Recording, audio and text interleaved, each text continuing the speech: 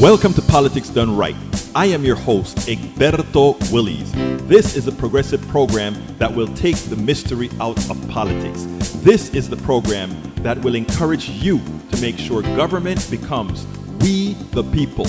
Whether you are liberal, progressive, conservative, or otherwise, you get to air your point of view. We are an independent media outlet that, unlike mainstream media beholden to corporations, we only owe allegiance to you. Remember, you can also send me a tweet at EGBERTOWILLIES. That is at Egberto Willies. Let us engage. It is Politics Done Right. Well, folks, welcome to one more edition of Politics and Random. Egberto Willies, your host. Thank you so kind for being part of the show. We are going to have a great show for you today. How are my peeps doing? Let me get to that screen and see how my personaje, ¿cómo están mis personas aquí? How are my people doing? Great, great. A lot of folks in the chat already.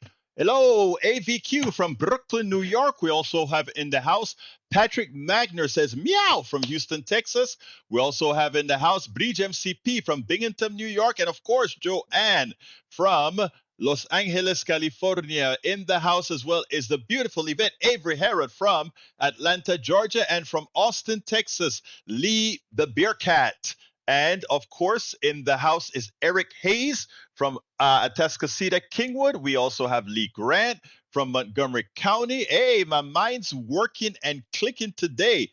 Maybe it's an extra boost, man. Anyway, we're going to have a great show. Let's see. Egberto, read this. This is how MAGA works. Is it something for the screen? Is it something for the screen?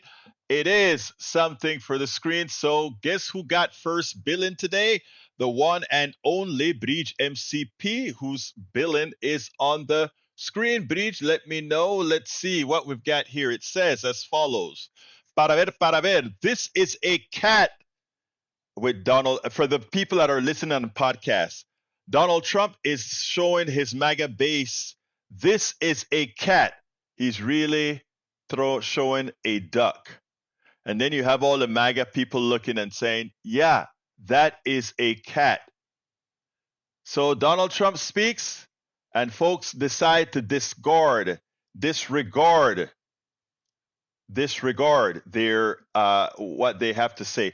Let's see if that person that you're speaking about, O'Leary, is the millionaire. I think he's maybe worth a couple of $1 billion. I have zero respect for O'Leary. He doesn't have a lot upstairs. Remember, having a lot of capital does not equate to having sense. Otherwise, there is a note that a professor, one of my professor buddies that was an activist with me, what I'm going to do is maybe I'll go ahead and try to get, I'm going to try to pull those up. Actually, I know where it's at.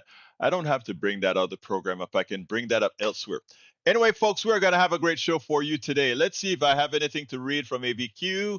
Nothing yet. Michael says, hey, one for the screen. Oh, you were before Bridge, and I put Bridge up first. Well, you know what, though?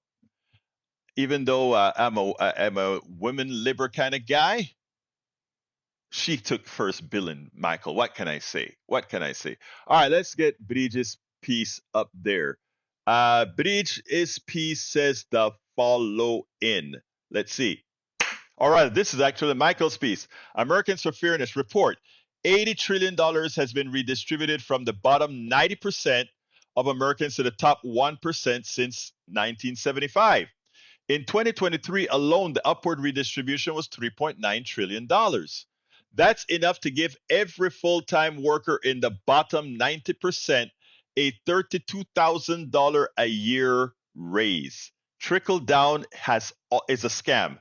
Look, it has always been a scam, and it's something we've been trying to instruct and teach for those who are willing to indoctrinate themselves. That is what we preach over and over and over again, and we'll continue to do so. Thank you for that snippet there, Senor Radnin.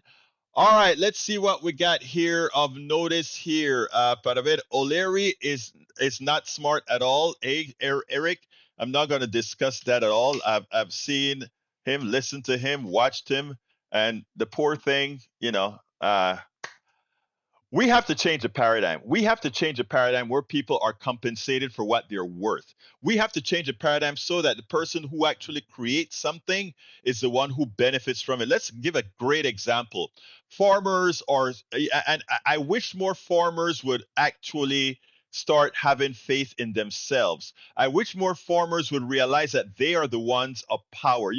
Even from the inception of this country, the people who brought the products over on the ship and the negotiators are the one who made the money. The farmers went ahead and they tilled the land, they made things happen, but they were never rewarded as they should, and somehow they are in the thralls of the Republican Party, which makes absolutely no sense because, again, they are not awarded their worth. I mean, if I were to go ahead and cut out an island, let's say in San Blas Colon, Panama, a tropical island, and I put a farmer and I put a stockbroker on that island, and I went back and I in the same island, but they are separated from each other and they cannot communicate. I can almost guarantee you the farmer will be alive, and I can almost guarantee you the stockbroker will be dead. So you have to ask yourself, who is worth what? When it comes to teachers, teachers move knowledge forward. The reason I knew about assembly language programming is some professor who knew how to bit bang moved it forward and taught me and wrote books that I used to learn. The reason I could write assembly language and and all these other languages on the computer systems, some professor in the back of me, older than I am, somebody who wrote a book that I took of, I was able to build on that. That's how I learned. Teachers, the likely one of the, not likely, absolutely one of the most important professions, yet they are not rewarded with what they're worth. But the stockbroker who creates nothing, moves paper, they go to these expensive lunches and talk about the EBITDA and all this crap that makes no sense, right? Look, I understand all of that. I understand all of that. It's basic arithmetic. There's no thinkiology to it. But they're the ones who make the bucks, right? We have got to get smart. We have got to get intelligent. We have got to start realizing things. Now, let me get to the first item in our program today. Article from let me get to Common Dreams. Or did I can just bring that over from here. Common Dreams article. Everyone needs to call their Democratic senator right now to stop Republican funded. There is a serious danger. Let me put that on the screen for a little bit. There is a serious danger right now to stop Republican funding disaster. There is a very serious danger that Senate Democrats are on the verge of folding, said the leader of one progressive advocacy group.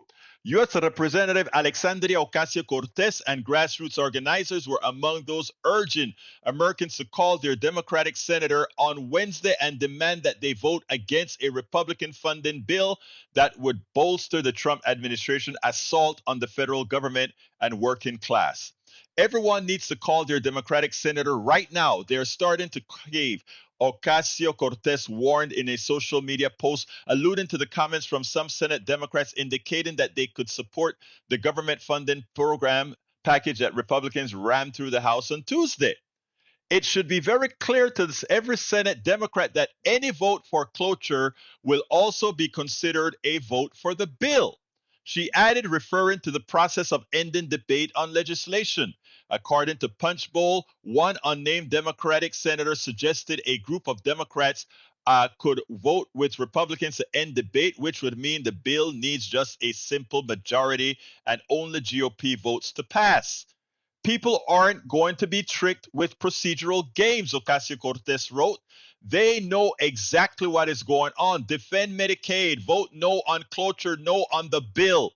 People wanted to call their senators can use the United States Capitol switchboard. Here's the number: 202-224-3121. I repeat, 202-224-3121. If you're on here right now, call. You may be on hold for a while. Call your Democratic senator. Democratic senators who are undecided on the funding package, according to one tally, includes Mark Warner, Democrat of Virginia; Mark Kelly, Democrat of Arizona; Ruben Gallego, Democrat of Arizona; John Ossoff, Democrat of Georgia; Elisa Slotkin, Democrat of Michigan; Gary Peters, Democrat of Michigan; Maggie Hassan, Democrat of New Hampshire; Michael Bennet, Democrat of Colorado; John Hickenlooper, Democrat of Colorado; Senator Angus King, Independent of Maine, who caucuses with Democrats, has also not said which way he will vote. Folks, here is the deal. Well, let me finish reading pieces of the article. Senate Republicans will likely need at least 8 Democrats to support the 6-month funding measure, which calls for $13 billion in cuts to non-military spending and $6 billion increase in military outlets. So here's it. We have a temporary funding bill. It should just be a temporary funding thing. But within that bill, we cut $13 billion for people. All right. Opponents of the bill say the package would effectively create a slush fund for President Donald Trump and billionaire Elon Musk by giving them wide discretion on how the approved funding is spent, which also attacking critical programs. To be clear, this isn't a clean continuing resolution and would keep the government open while they negotiate. It's a slush fund that gives Trump and Elon Musk even more power over federal spending. And let me tell you what else it does, right? It has a clause in there that tells the Congress, we cannot vote on if Trump goes bat, you know what, crazy with tariffs. We cannot do anything about it. We will take away the authority that the Constitution gives us to do something about it. Think about that, folks. That is what the Democratic senators will legitimize if they do that. Okay? Lee Greenberg, the group's co-executive director, wrote on social media that she is hearing from sources that there is a very serious danger that Senate Democrats are on the verge of folding on the MAGA CR and giving up their leverage on the budget. The whispers are we're hearing that key votes might fold are a huge red flag, Greenberg wrote. Call now. Indivisible is specifically demanding that Senate Democrats use their leverage, the threat of a government shutdown, to secure a bill that both rejects extreme funding cuts and MAGA poison pills, attacking abortion rights, LGBTQ plus protections, and immigrant communities, and includes real ironclad protections to stop Trump and Musk from hijacking the federal government. Look, this is not rocket science, and I'm going to explain a few things after this. The government will shut down at midnight on Friday if Congress doesn't pass funding legislation. Democratic appropriators have introduced an alternative measure that would keep the government funded at current levels for another month to give Congress additional time to negotiate full year spending bills, but it is unlikely that Republicans who narrowly control both chambers would support it. But some Senate Democrats appear willing to back the Republican bill. Why? Senator John Fetterman, well, he's no Democrat really, and others have signaled that they're open to supporting it. Senator Minority Leader Chuck Schumer is reportedly taking a neutral position, which is, caucus declining to advise members to vote. He needs to take the leadership position and say absolutely not. All right, this is what drives me crazy. How do you take defeat out of success? Let me explain. The Republican House went ahead and created this bill with zero Democratic input. Zero. They decided what was going to be in that bill in the House, and they passed it. They have a right to pass it, and that's fine. Absolutely fine for them to do that. But that bill has to go to the Senate. And since the Senate, under current rules, cannot pass a bill, again, with 50 plus one votes, they need cloture to start discussing the bill. That means that any bill that is going to pass both houses must have input from both sides of the ledger. Republicans always demanded that. Democrats should demand that as well. In other words, if you want us to vote for a bill that we are going to have to take, that's going to show a yes vote from us, and we are going to have to justify to our constituents, then we have to be also asked about what we want in that bill as well.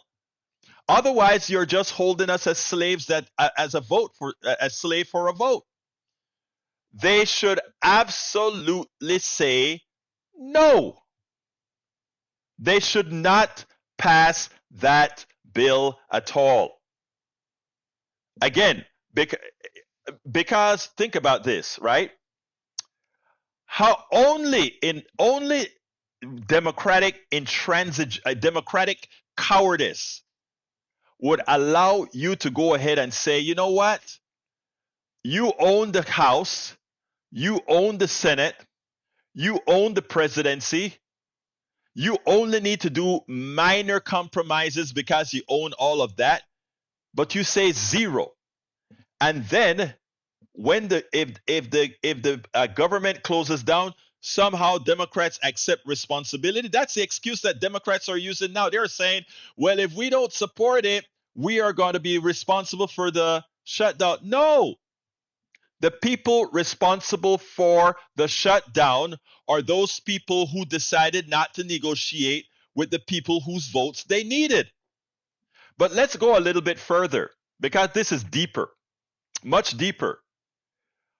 Over the last 6 weeks, the Democratic establishment failed because what they should have been saying yesterday, today, the day before is, hey, guys, you are working on a bill. You are giving us no opportunity to input. Don't come and ask for a vote. Then you should be on every TV channel. You should be on YouTubes and Twitters and reels and shorts, and you should be saying, hey, the Republicans are attempting to put a bill through that is going to kill Medicare, kill these programs, lay off government workers in your rural communities and all these other communities, and they are not consulting those of us who are trying to protect you. They are not consulting us at all, and then they want our vote. We can't vote for that. So therefore, because we can't vote for that, because they're not consulting us, remember, your Republican senator and Congress people are shutting down your government. They should have been saying this for weeks right now. They should have been on the air, on Twitter, on X, on Blue Sky, everywhere they should be giving this message out. But they sat on their toes and just twiddled their fingers. And when the grassroots are trying to say, do something, they're like, we're doing what we're supposed to do. When we call them spineless, oh, we're not spineless. They are spineless. Our establishment has been proven to be spineless. And if they sign this bill the way this bill is, they would have capitulated completely, and not even spineless, but ribless, femurless, and they would be just a bunch of jelly. Again, spine up. It is important that we do that. So, folks, you have the number to call your congressperson, your senator. It is 202-224-3121. I have 2 Republican senators. I'm still going to call them and let them know this. But remember, also what we spoke about yesterday, you have to get in the game and do all the things we spoke about yesterday, brothers and sisters, in the game. But anyhow, look, I want to play a piece for you.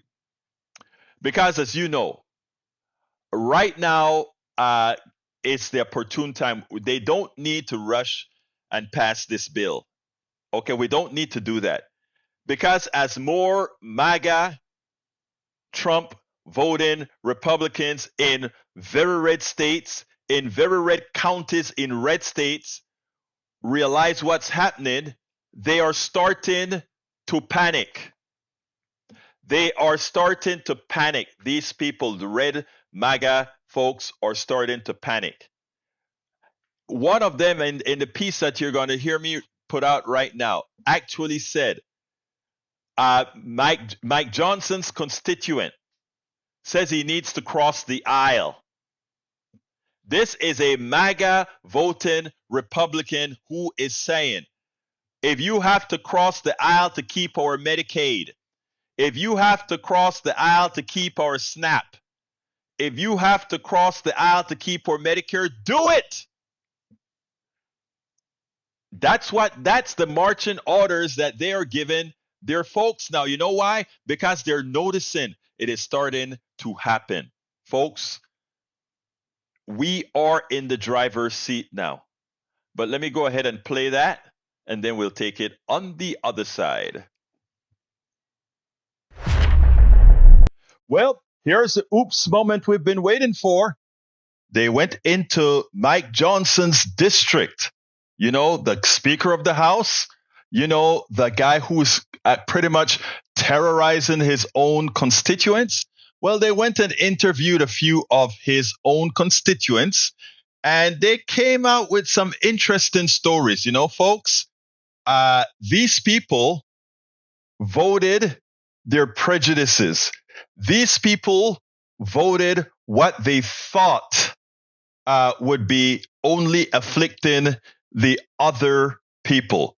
But I'm going to tell you something about these people and how the media is portraying it after we listen to the folks in his district. This is important, and the characterization of this is important.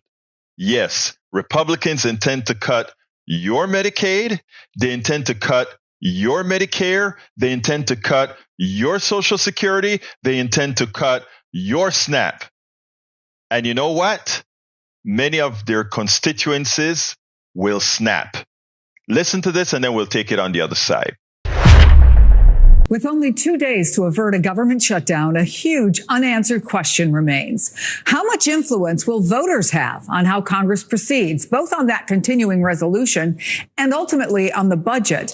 Because look what we saw in Speaker Mike Johnson's rural Louisiana district. A massive line outside the food pantry, and his constituents aren't happy with Washington. Are you aware that they are considering cutting back Medicaid in Congress right now?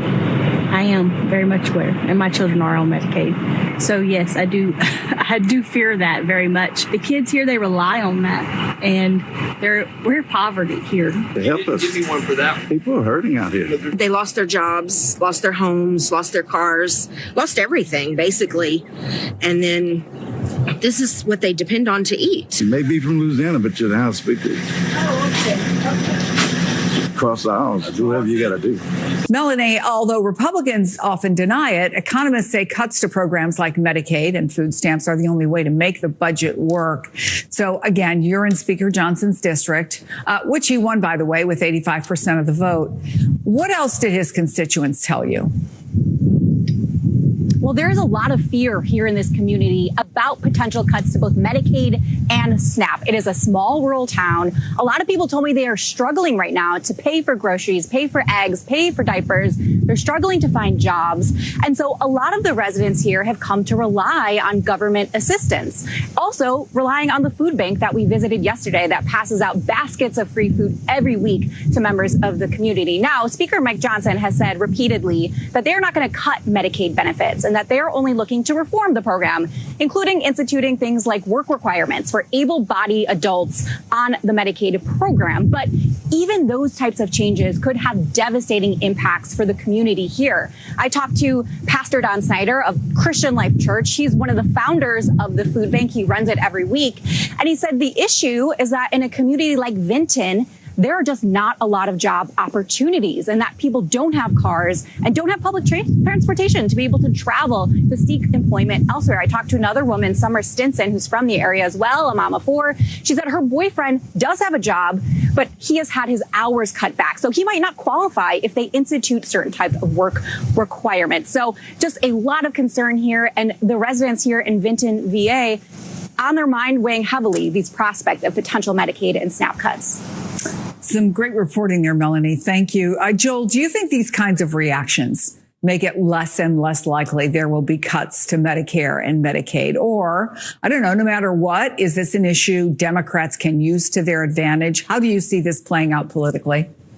Well, Chris, I think it should make it less likely. And, that story that Melanie was reporting on from Speaker Johnson's district, I know, in previous appearances here with you, I've talked about other Republicans like Tom Cullen, Oklahoma. Well, guess what he did? He made a call to the Trump White House and over to Doge to make sure that they pulled back on some of those cuts that were impacting that community. But not every American has a bat phone to power. Not every American has an opportunity to call the most powerful people in the world to go and get the programs and get the services they need brought back to them. And so I think what you're seeing is a growing fissure, not among Republicans, but among Republican constituents who don't like what they're being delivered in Washington. This is not what they signed up for. When many of these folks voted for Donald Trump, when they voted for folks like Mike Johnson, they did not vote for gutting critical services that they rely upon. They didn't vote on the other things that Trump is focusing on, which I think is why you're seeing in some recent polling and some other recent opinion research that Donald Trump is really struggling with his ratings on the economy. And I think those numbers are only going to continue to crater if Trump, Elon Musk, Mike Johnson, and Republicans continue to target working families like they have been. Now, here's the deal, folks. I remember when President Clinton, back in the 90s, decided he was going to have welfare reform. And let's be clear, welfare reform really had a connotation. It had a color attached to it. It had a group of folks attached to it. Because even as what made me so upset when President Clinton signed that welfare reform bill is he had two overweight women of color next to him, and putting in people's minds that is what welfare looked like. But also what they did is the way they implemented this welfare reform wasn't a constructive way to pull people out of poverty, but it was always just punitive without any sense of giving folks the ability to move forward, and which would be the same thing that they would be doing now. But there's one thing that always happened to give a better face to welfare reform. Whenever it comes down to writing the laws, the face of welfare changes. If you take a look at this, what we just showed, everyone they showed in this district, they showed our white brothers and sisters, because they understand that in order for people to look at welfare and say, let's be less punitive than we otherwise would be, that is the face they have to show. It is sad, but it's the same thing that I saw back in the 90s. Most people on welfare are white. Most people dependent on the government are white. Even the corporations, SpaceX, and Tesla, all these guys that are sucking on the tits of the government are basically white companies. Yet the impression that everybody wants to give is that somehow welfare is something for the other. Only when it is about to be taken away do they give a semblance of reality to welfare. What we've always said, folks, is that prejudice and racism affects mostly those who are effectuating prejudice and racism. Because now, if we had not had an election that was based on prejudice, because remember, when the policies of Kamala Harris was placed against the policies of Donald Trump without putting a name onto it and polling was done, people wanted the policies that Kamala Harris was putting out there. But as soon as we attach the person to the policies, suddenly things change. Not dramatically. Well, let's back up. It changed dramatically, but the voting, again, was still close. What I'm trying to say here, folks, is the following. What Republicans are doing will affect the people in rural areas. It will affect a lot of our white brothers and sisters more than anybody else. Look, people of color are used to having a hard time. They're used to having it hard, a hard life. They're used to all these things. So a little bit more pain is modus operandi. But for a lot of what's happening right now with the news, what I call the new antiseptic slavery, things that a particular group in our society were never used to. But because we continue to move our capital upward, our monies upward, eventually you run out of people to rob from. You run out of people, and then you are now the prey. We have to be in this together. The race thing is a stupid concept, a social concept that is used to keep us apart and then have them take it all from us. We have to wise up. Appalachia, the ghettos, the barrios, the urbs, the suburbs, the exurbs, the rural areas. We have got to wise up, because all these isms are used to keep us apart so that they can do exactly what they're doing, folks. Get it in your heads. We are in the same boat, and it's the boat that the plutocracy has thrown us in with partitions. So if we really want to save this country, if you really want to save a good lifestyle for those good people that you see out there who made that mistake of allowing their prejudice to elect a thug, then we've got to work together. Then we have got to do this together. You have got to call your Congress people. You've got to be out there in your congressperson's district. You have got to be in the streets when it's called upon. You have got to do what you've got to do, because it's on you. Democrats, the leadership, the establishment ain't coming to save you. They are spineless. The establishment is spineless. They should be out there shouting and teaching and shouting and let people know what's going on. And that's not what we're hearing. It's on you. It's on the activists. It's on the people. It's on the individual. We spend a lot of time deconstructing the news, trying to parse it into a form that everybody can understand. We try to find those little nitpicks where it flies above the fray, etc. If you really like these videos that we do, I want to ask a big favor. Please go ahead. Number 1, subscribe to our channel. And number 2, please join if you can. Thank you so kindly for watching. Keep watching. Please remember to share. We must populate the entire internet with our progressive message, a message that we know is what most Americans say that they want. So help us, please join.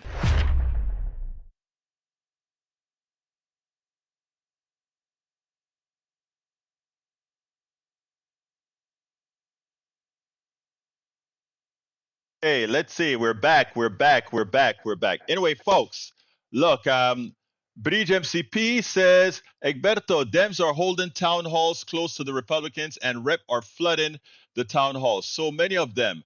And look at Bernie, 10K plus people, and Warren is as well. Republicans are showing up in droves. Yes, they are. They're starting to realize that they are the prey. They are starting to realize that, they're coming for us now. But we told you so, right? We told you they were coming for you. But let me tell you what I think is apropos, however, Bridge, and I don't see Democrats doing that. Right now, there are a lot of progressive organizations trying to get Democrats to run, even in these deep red states, right? If I were these Democrats in these deep red states, I would do the following because they're not going to have town halls. They can't have town halls. I would start saying, I am running against XYZ and I am going to have the town hall. And I would come with all the paperwork. I mean, look, Democrats and too often don't know how to fight, right? I would get all the bills that are coming together right now that are screwing these people. All the bills in the red districts created by red district Republican MAGA politicians. I would go into their districts and call town halls, and I would come with all the graphics. I would come with a mobile electronic whiteboard. Well, not a whiteboard, a mobile electronic display that I can show things over and over again. And then what I'll do is I'll put things on the screen and tell them, hey, if you don't, for those of you that don't believe me now, take a picture of it and go validate it. Take a picture, come with solid information and say, and by the way, guys, I am running in your district for the 2026 election. I am coming in here to earn your vote.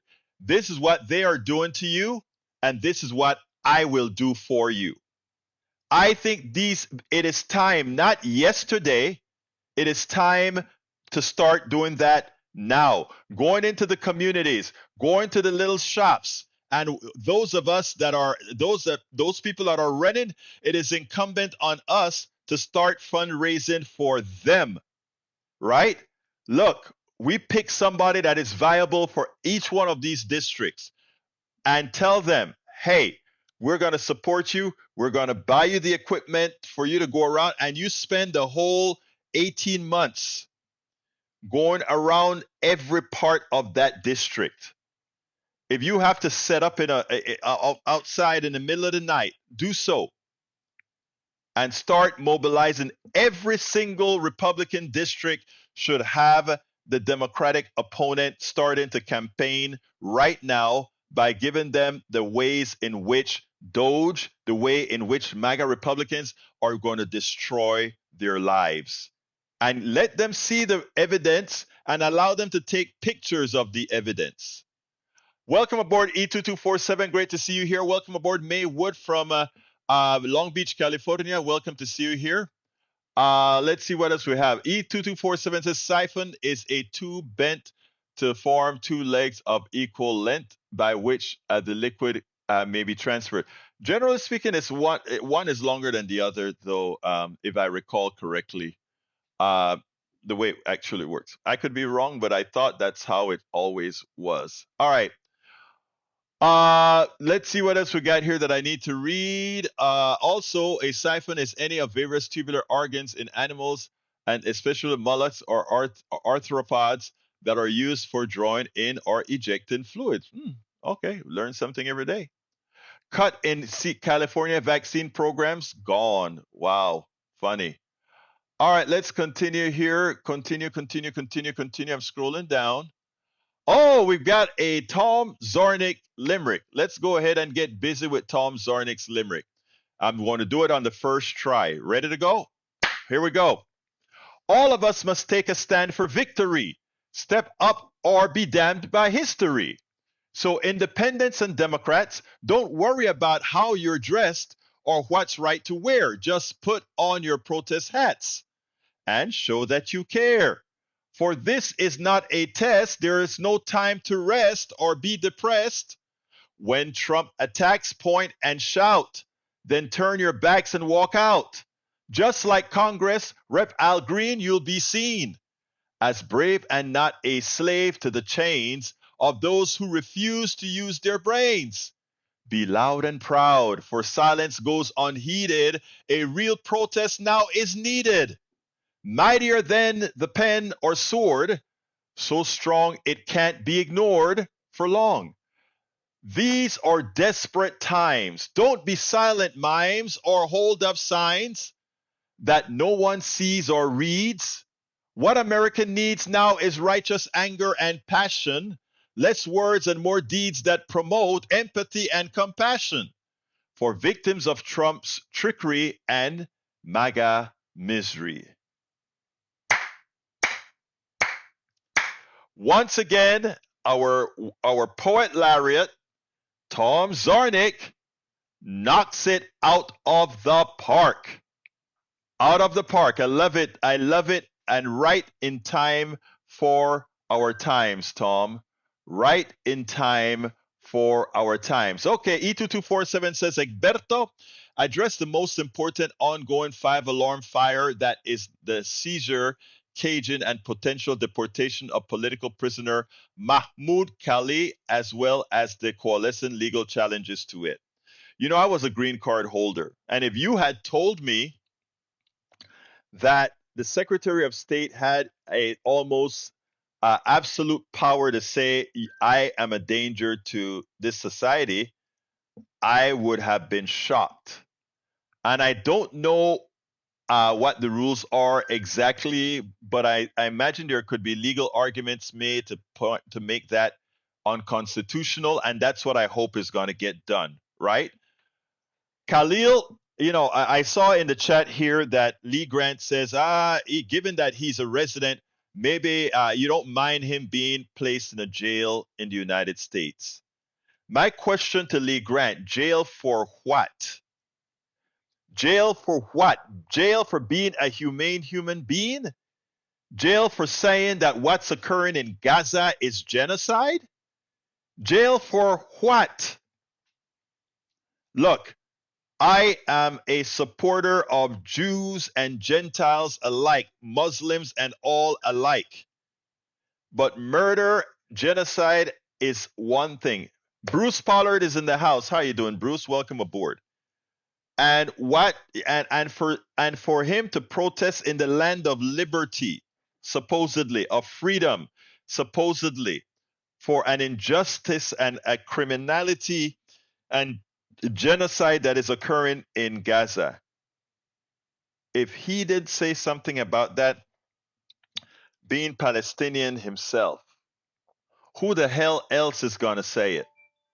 Please tell me who the hell else is going to say it.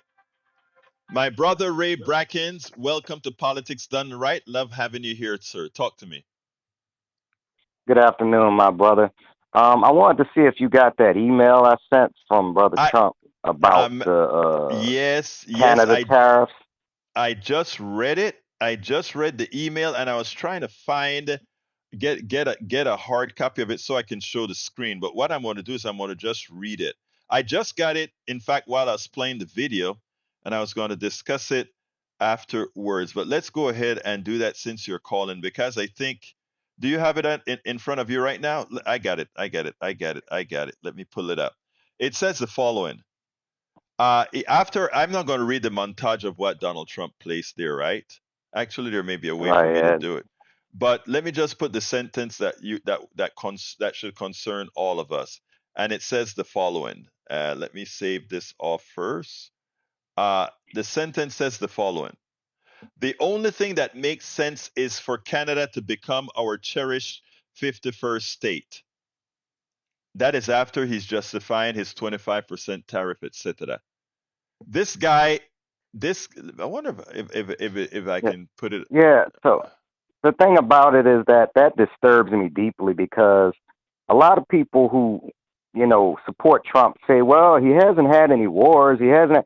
See, the thing about that is Trump, this was given to me by a friend in my Facebook inbox, and it was like, you know what? It makes so much sense now.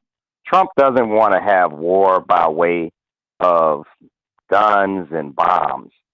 The trade war is the weapon of choice for Donald Trump. And what he's trying to do clearly here is he's trying to extort Canada and Canadians into falling into his trap of saying, okay, we've had enough. We don't want the tariffs anymore. Let's just become the 51st state. That's what he's hoping for, or that's what he's basically pushing for, and it's sickening because I It don't is. know what the end result of that is. It And is then not only those poor it is not people. only sickening. It's not only sickening, it's dumb because that ain't gonna happen. And he should know that no country is gonna give up their sovereignty to Donald Trump. Now he can try to wage a war against it, and it would be interesting because I don't know that the American soldiers are going to go in and start bombing Ottawa. I don't think so. I don't think they're going to bomb Toronto and Toronto, Ottawa, or any of these New England or any one of these places. So I mean, we like to hope so, but but Hegseth is the head of the defense. I don't know, Egberto. It's so unpredictable. But the fact that that's the road that he's taken is sickening, and it's like basically there's people who actually have livelihoods in the balance because they have people that rely on the energy trade that happens in I think is it Ontario, and the premier had mhm. said if you don't stop with this, we're gonna raise our tariffs to 50%, and we may just cut off the electricity to those states if this doesn't cease. And I don't think that Trump wants the smoke that's going to bring. I just want to say New York and Michigan and I think And Minnesota. Minnesota, Yeah, yeah, those three states. those states are really close to Washington D.C. I'm just saying, if he don't want that smoke, he might want to put out that fire. You know what is interesting about that, right? And this is where I don't know what kind of doctrine he would try to impose there, right? But the United States once put out a doctrine that said anybody who stop the supply of oil to the United States have pretty much declared war on the United States, and the United States has a right to go in and pretty much do what's necessary to restore that, right? My gut feeling is I haven't read any part of the Project 2025 to see if that was in the cards. I didn't realize any of this international stuff was a part of it other than tariffs, but we'll see what happens, right? Uh, if he attempts to do that, I think we have a revolt in the United States, which then I think turns into martial law. And I did a piece earlier today. I'm going to cut it out on my morning show. Were you there for the morning show today? I didn't catch it today.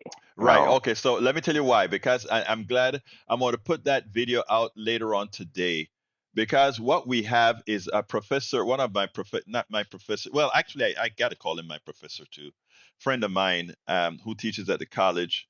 He sent me some Substacks to read about the things that Trump's really doing, right? There are things like, and I spoke about it. So what I'm going to do is prepare that video and for all to see later on today. But anyway, anything else, Ray, before we continue? Yeah, I had made an effort to call Senators Cornyn and Cruz, as Hmm. you were talking through the show. I know they're not Democratic, but damn it, we are their constituents. And, Absolutely. the people on the phone, I think I called their Austin office. If Hold anybody one wants, second, Ray. Let me tie the calls in. All right, are you there? Whoops, I got another one to tie in as well. Okay, great. This is going to be great. Let me tie all these guys in. All right, let's okay. see. Are you there, Patrick? Or this is Breed, right? Yeah. All right, let me tie the rest in. All right, let's see if we have our compundian right now. Do I have Bridge on the line? Yes, you do. Do I have Patrick on the line? I thought it was Ray. Jay. Ray, do I have you on the line? Okay, let's try again. Okay, bear with me, guys. I think I need to do something. This is the first time three call it. Okay, do I have Ray on the line? Or Magner? Yes. Okay, great. Let me get the other one now, and Yes. let's go ahead. All right, good. Do I have everybody? Is Ray there now? I'm back. All right, good. Hey, this is the first time that we've got three at the same time talking. Okay, finish up Ray so that we can pass it to Magner, and then we'll go pass it to Breach. Go ahead, Ray. Oh yeah, so I did call the senators. I think I called their Austin office, and I Mm-hmm. got somebody on the phone. I left a statement. I hope that does make some type of impact. I don't know what it does with our Republican senators, but I just hear you and different other people with a platform say, call your senators, call your Yes. representatives. I didn't call Al Green because he's got a lot on his plate, but I'm pretty confident in his stance on this particular matter. So I will be calling all I of might them as not. well. Don't worry about it, Ray. You've done your part, and I'm going to be calling to stay on the line, Ray. Let's go to Patrick. Patrick, come on in, brother.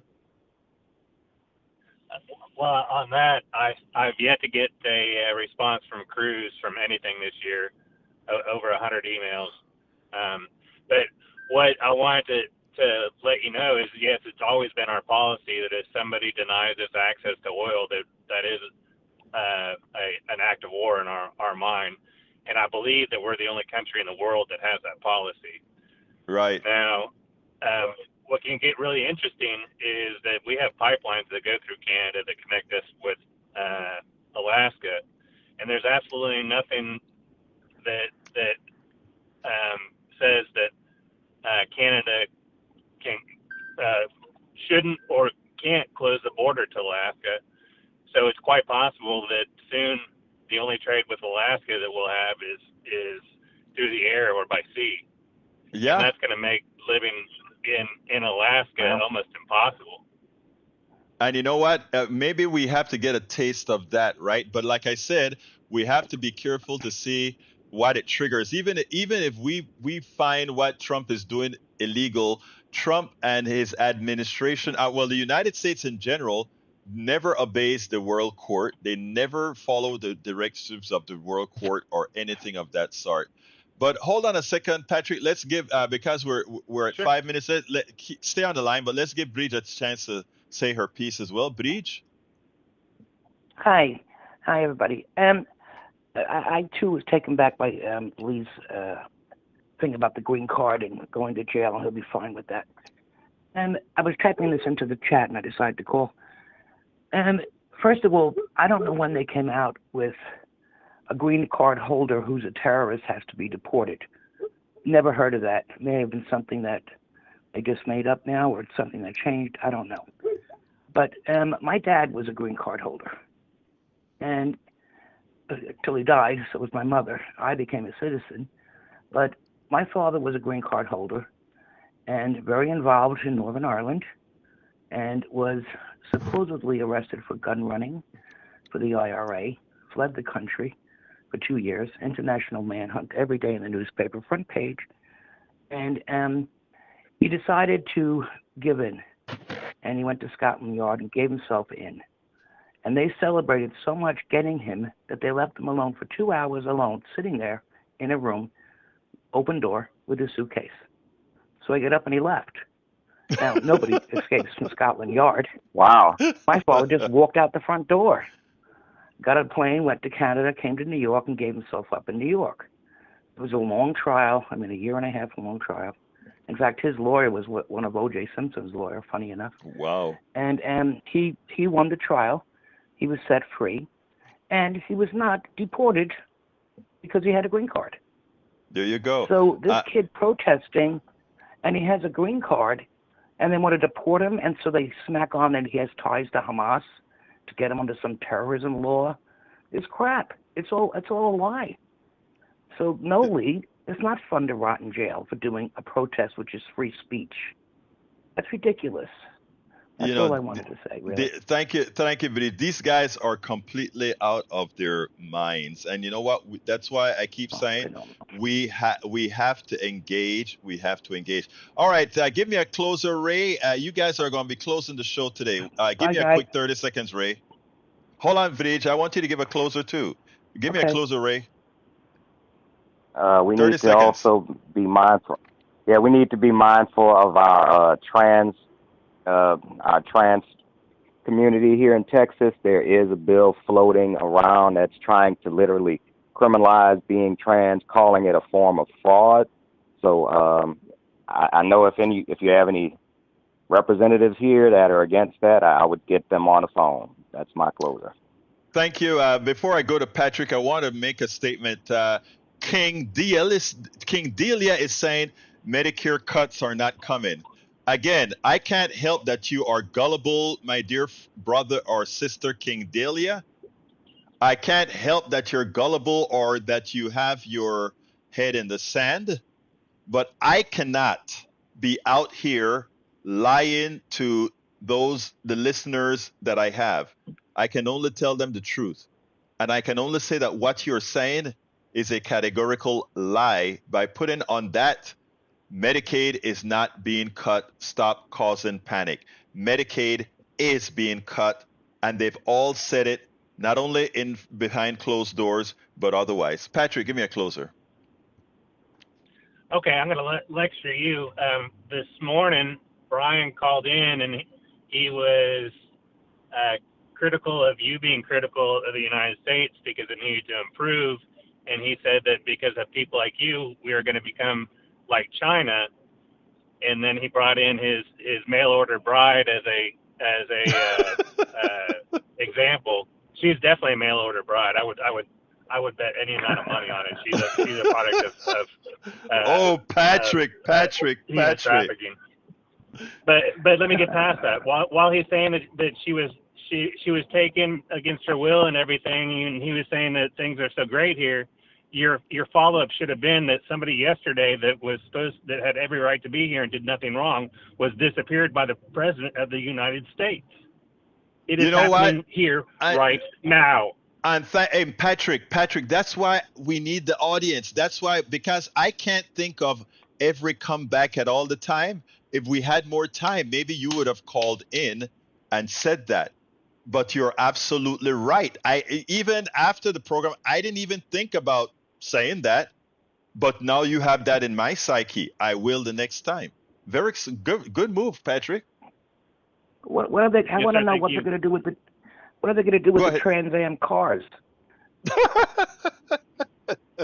What are they going to do with the Trans Symphony Orchestra? Are they going to ban that? I have no idea, but it's funny. My last thing to say is that I am from upstate New York. I think Lee didn't grow up, had lived here too, not far, well, a little west of me. But I don't think I'm going to be affected, but I may be affected if they shut off the electric. Either way, we're being warned of a 50% raise. I can't pay $300 a month in electric bills, but I'm not mad at Canada at all. You know who I'm mad at. But these things are having real effects, especially Social Security. They cut off my Social Security. I can't pay my mortgage. That's my paycheck. It's my money. You can't take it from me. So I think if they did that, it'll be a revolt. Look, guys, I have a good thank one. you so kindly for calling in, everybody. I'm ending the call, but thank you so kindly. All right, folks, we got to get out of here. Before we get out of here, I don't have a lot of time. I want to ask you to please support the program. Today, I'm only going to do one ask. Please, if you have the wherewithal, please become paid subscribers of our newsletter. And to do that, you can go to politicsdoneright.com/newsletter. politicsdoneright.com/newsletter. If you become a paid subscriber, you get a chance, you get the option of reading all our books. All 5 of my books are out there on Substack for our paid subscribers, and all subsequent books that we write will be there for you to read. So we're asking for a little bit, and we're always giving back. Thank you all for being here with us. My name is Egberto Willies. This is Politics Done Right, and you guys know how I end this baby. I am what?